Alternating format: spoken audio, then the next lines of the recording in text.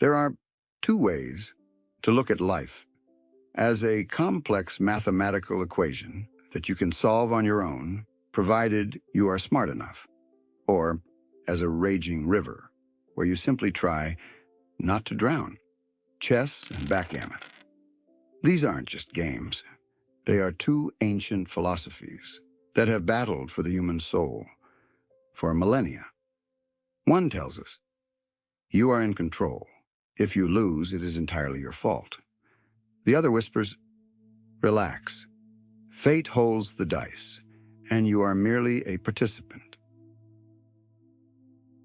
It all began in the 6th century.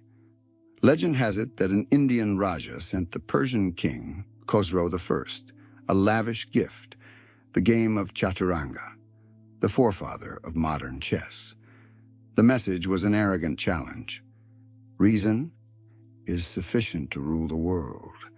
Show us that you are smart enough to decipher the rules without clues. The Persian vizier, Bazuria, decided to teach them a lesson. He created Nard, backgammon. He encoded the universe within it. The 30 checkers are the days of the month, the 24 points, the hours of the day, and the movement of the pieces in a circle. That is the dance of the constellations. The message was clear. Reason is important, yes, but no one can escape time, and no one controls fate. In the Middle Ages, the church called dice the devil's bones. Logic was a gift from God, but chance was pure chaos. In 1254, the French king Louis IX even banned dice and ordered all backgammon boards to be burned. Even the most powerful were helpless.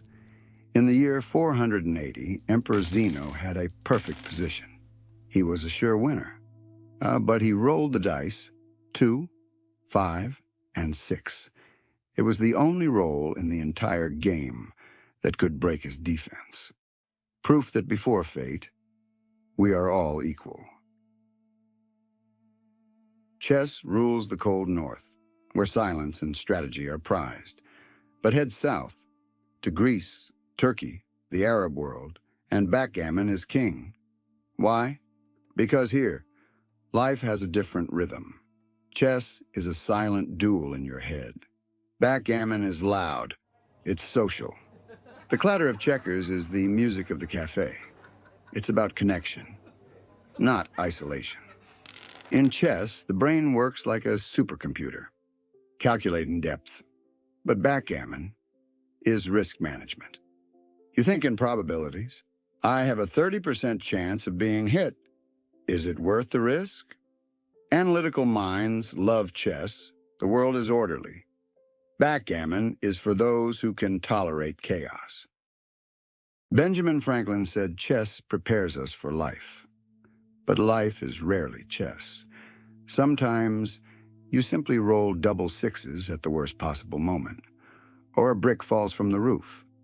We need both: logic to build a strategy, and philosophy to survive when fate decides to play a joke on us. And you, what do you rely on more? The plan or the luck